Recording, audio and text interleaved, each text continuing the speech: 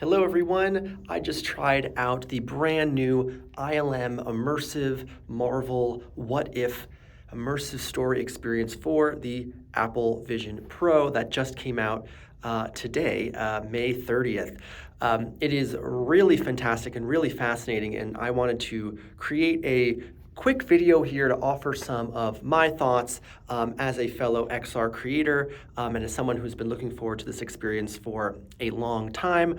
I've been playing around with how I can share these sort of thoughts more often and offer my perspective, and I think just creating a quick off-the-cuff video can be fun and a lot easier for me than doing a full write-up or maybe even sending an audio note. So this is an experiment, so please follow along and let me know if you have any questions, and I want to continue the conversation in the comments down below. I'm going to give you some high-level thoughts, and then we're going to talk about narrative, interaction, a little bit about tech, and then some closing thoughts as well. So very high level. This is a really fantastic experience. Oh, and the other thing I'll say is spoiler alert for the way the experience unfolds, if you don't want to kind of know how everything happens. But I feel like a lot of people don't have Vision Pros, so I want to be able to give you as much detail as I can, and I'm happy to offer more. So high level, this is a really fantastically made experience. It is unbelievably impressive. It is epic. It takes about an hour long. It is utilizing the IP of Marvel, specifically What If, which is their multiverse Disney Plus show, which is really a perfect fit for this medium because it allows us to dive into the story. We'll talk about story more deeply in a minute, but I want to say that first, is someone who grew up going to Disney Quest, which you may remember was the kind of mixed reality immersive experience hall that they had at Downtown Disney in the early 2000s. This really feels like the ultimate vision of what Disney has been trying to do for 20 years. And the fact that they can now do it in a headset that you can have in your home is really amazing and unbelievable. It is unbelievably rich in visual fidelity. If you've had the chance to try the Vision Pro, you already know that the quality of the headset is astounding, and this experience explores that quality more than I think anything else that's been made for this headset at all, besides maybe the in-house Apple projects, but even those are playing with more 3D video alone and don't have the fully immersive interactive storytelling going on. So this really feels like, oh yeah, this is what happens when you give really talented XR designers the full power of the headset way in advance, unlike a lot of other developers who are just kind of catching up now and trying to make something for the headset. So it's going to feel very, very special. And if you feel like, what's the point of this headset? I think this experience will maybe start to change your mind. And I think that visual fidelity is important because once you get to this quality, this feeling like you're really there or immersed in the story does pop in a new way. I will also say this experience weaves together gaming, the beginning and experience of like a theme park ride, which makes sense because it's Disney, and experiencing a movie. And it's really pulling from all those different modalities in a very fascinating concoction, which I love XR because it sits at the intersection of so many different mediums, from gaming to immersive theme park rides to movies to theater. And this experience really focuses on the gaming, the theme park, and the movie in a way that just kind of feels a little bit different from other VR work that we've seen. And I think a big part of that is tone, right? Because it is Disney, it is Marvel, right? And so they're really leaning into this, like, you're the hero, we need you, right? That you might be used to on the beginning of any ride at Disney World.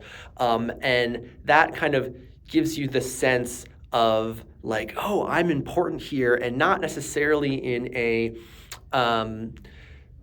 deep, like mysterious way, but in a very heavy-handed way. But for the tone of this piece and the audience of this piece, I think that works actually really well.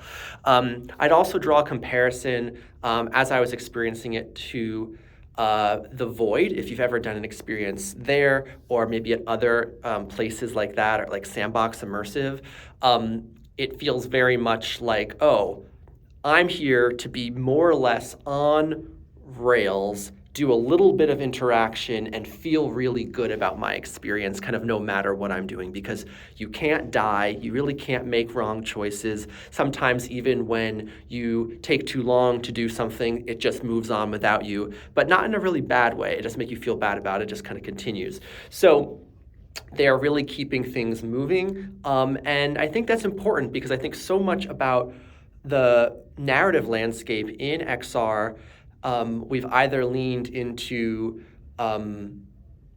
tragic stories or kind of this intense empathy, and we don't often kind of feel like heroes unless we're playing like a really intense game and then we have to win. And while you do want to succeed in this narrative, you don't necessarily feel like you need to do anything too complicated, which I think that accessibility is really important. We've already started to talk about narrative, so let's go a little bit deeper into that.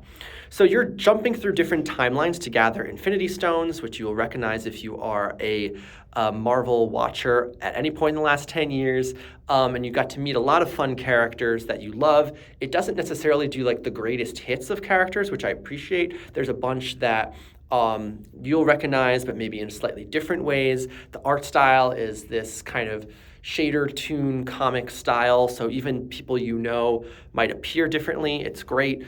It's also really great for non-Marvel mega fans because they really explain who all these people are quite clearly to you and give you a lot of information via backstory.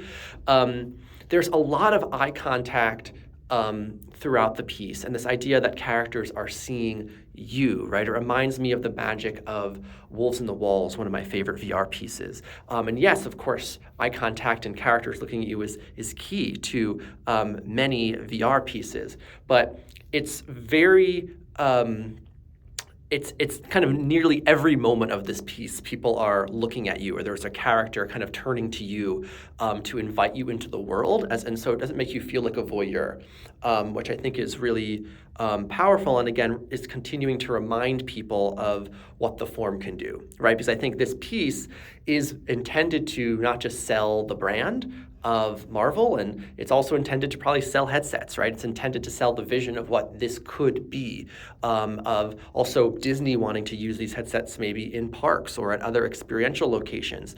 And so the more we can just invite people in, the better. And it feels like one of the goals that we're probably going at with this piece that not every VR piece is necessarily trying to do. Now, you go through the narrative, which takes, I don't remember if I said this yet, takes about an hour to go through the whole experience. And you're collecting the different Infinity Stones, and you meet different characters that you have to do some fun like battle interactions with after you've done some onboarding in the beginning where you learn some gestures, which we're going to talk about soon. And that kind of continues for each of the stones. And then you actually get plunged inside the Soul Stone. You kind of lose, actually, with the fun twist that happens. Maybe I won't reveal that too much.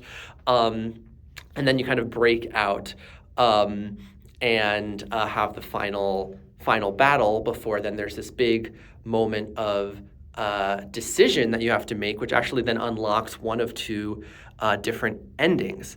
Now, considering that the whole thing is about choices and called What If, I will say I would really love if there were more choices besides this moment at the end, because that was really satisfying and really fun. And it reveals a fun twist about involving the MCU, especially the timing of a movie that may be coming out soon, which I won't be too heavy-handed about the spoilers. So something very unexpected happened. And I feel like there just should have been more moments where things branched out. Now, this piece is already so ambitious in its style and fidelity, and just how high quality it is. Like, it does what it does so well that I get that they didn't want to go and make a bunch of branching narratives, but it makes me really excited for maybe them starting to build some chapters in the future that allow for that branching narrative, and I think that that to me is very sexy and very hot, and what I'm really interested in making, and hope that they will continue to do, and inspires more people to do as well, as we know we can do that as VR creators. I talked a bit this already, but just we're talking about the narrative tone. It feels very much like Marvel, which works really well. And it's not like an overly sophisticated writing style. It's that Marvel kind of silly, fun, irreverent writing style, which kind of makes it feel distinct from a lot of XR experiences that are seminal over the last few years. Because it feels like we often take ourselves very seriously, which is not necessarily a bad thing, but it felt playful in a way that I think was really refreshing. Let's talk about interaction here. So for interaction, we're using the Vision Pro, right? So no controllers, it's all based on hand tracking and hand gestures, which fits perfectly because you are guided with the kind of Doctor Strange-esque gestures that we all know from the movie, which are really satisfying to finally get to do for yourself. It makes learning them very easily if you've seen any of the movies, because it's the exact same gestures that you've seen the characters in the movie do. Now, I did have some slight aim and tracking issues because you have a shield, you have a blaster, you kind of lock people in the soul stone like this. You can grab and move things. And I had slight tracking issues, but I was playing in this room, which is quite dark. So I'm feeling that was a big part of it. Though it is worth noting that the Vision Pro has a slight lag with the hand tracking, or rather this pass-through camera. And for something that requires you to move a lot, you see the drift happening. Like the lag of your shield moving not quite as fast with you. And so that's a little bit disorienting, but it's not a huge issue. Once you get into all of these different gestures, it does start to feel a little bit repetitive, especially the penultimate fight. There's just a lot of constantly blasting these bad guys, and I was like, okay, I wish again I could have some choice, or I could try more of the different gestures, or they could do different things. Like I could blast the guy, or I could pick them up and throw them, or I could do something. And at that point, you're only can really block and blast. Now, very briefly talking about tech, this is built in Unreal Engine. I think we have been told, and there's lots of ingenuity happening here that we have not been able to do as developers. I think they got access to a lot of new fun tools. It is really technically rich. I think I want to underline again that they went to accomplish, I think, a very specific goal of creating an accessible experience that looks damn good, that is all about it just working really well, seamlessly, no wait loading windows. It just flows. And for it to look as good as it does with all of that in mind is really amazing and unbelievably impressive. And there's a really cool mixture of mixed reality where we see our own room with the digital objects, then it fades into fully immersive virtual reality. Then we also have moments with the 3D technology that they're using in the Disney Plus app, which I think is phenomenal. And my favorite app in the whole headset is the Disney Plus app because it just blows my mind what it feels like to watch a 3D movie in this headset. And so there's a little bit of that going on. And so because it's not flat film, it kind of blurs the line between all of these realities very well, and you kind of just feel very taken care of. And that level of embodiment also, I think, becomes really present as well, because you just feel like I see my hands, I see my room, I go in and out of it. It makes narrative sense when I return to these different worlds, and it all flows really seamlessly, and it looks fantastic. Now, in closing here, I would say that I first off would really like to know the budget and the timeline for this piece. I think that would be extremely helpful for the field to understand. I have a strong feeling it's extremely high in terms of what they were able to accomplish here. And I imagine that we maybe in some of these interviews that I know have just started to be released will understand what those timelines look like. And then I'll also add that I really hope that normal people get to do this. You know, people who are just consumers, folks who love Marvel, people who are just curious about the headsets, people who are not curious about the headsets, people who are just think they love the movies or they just want to do something fun and playful, because I think it would really blow people's minds, especially if they've never done anything on the Vision Pro or have not a lot of experience with VR. I think this piece is a really great place to put people because they'll go, oh, this is what you've been trying to get me excited about. Not that the other pieces that we've been making as a field aren't impressive and amazing, but I think this just ticks so many boxes for the sort of things that normal people care about. And particularly just the visual fidelity. It might spoil people, honestly, but sometimes that's just a really great gateway. I think it's a fantastic gateway drug for other experiences that might have more nuanced interaction forms or nuanced storylines or writing, or even more challenging, immersive stories. So those are my thoughts. If you're still listening, I appreciate it. And I want to hear your thoughts as well. If you've gotten to see or experience the piece, or if you have any questions about it, or if this just wants to strike up a conversation about XR design. I think this is a really fascinating moment for our industry to really think about how we move forward now that not just Apple has entered the field, but now that really Disney is putting their mark forward in a way that they've kind of stayed back on when it comes to this narrative storytelling. And they're offering their vision of what we can do, and now it's our opportunity to be in dialogue with them and the rest of the field and with audiences. So thanks for watching, and on to the next one.